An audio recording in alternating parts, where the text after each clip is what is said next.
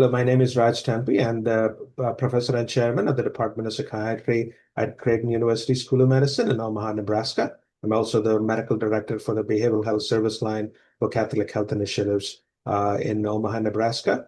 In addition, I'm the past president of the American Association for Geriatric Psychiatry and the inaugural historian for the American Association for Geriatric Psychiatry.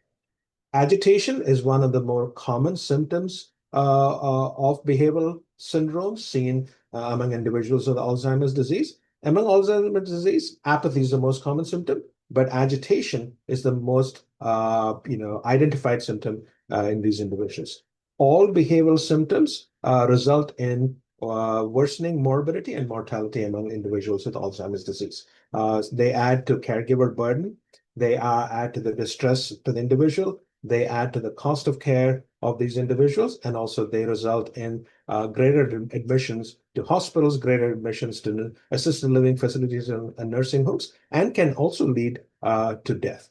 An important thing that I tell everybody when you're assessing these patients, you have to assess the whole spectrum, the cognition, function, and behaviors.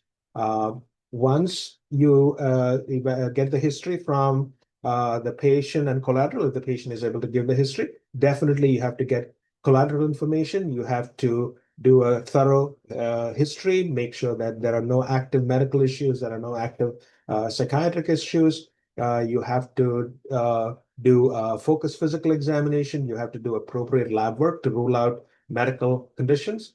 You have to do rating scales to both qualify and quantify the symptoms. And then you decide on whether they need to be treated with a particular medication. Once you have done the evaluation, now you need to see, what kind of symptom the patient has. So if agitation is your primary symptom, there are both non-pharmacological and pharmacological treatments. Available evidence as of right now indicates that non-pharmacological treatments are highly effective and should be your first treatment for these individuals. It may include music therapy. It may include reminiscence therapy. It may include simple behavioral techniques like redirection, like watching a video, reading a book, doing a puzzle. If the symptoms are so severe that the patient is not being contained or the patient's behaviors are not being contained with these non-pharmacological management, then you need to decide on medication in combination with the non-pharmacological management.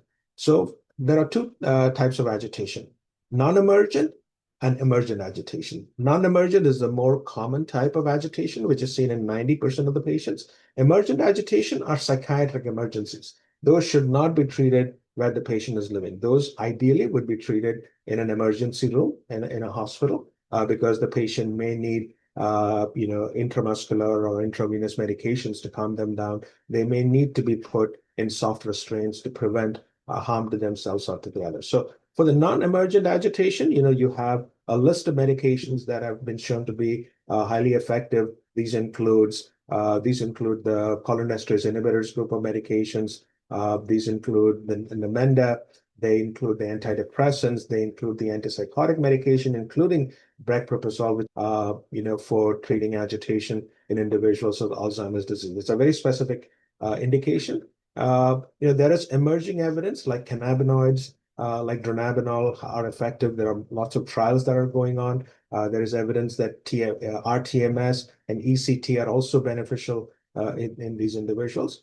So it's an algorithm that you go down. There are multiple groups have proposed different algorithms. There is no one algorithm, but you can use those algorithms. And the most important thing is to use the medications with the specific indication, like brexpiprazole, and then the lowest evidence of adverse effects. So that's the two things you have to compare.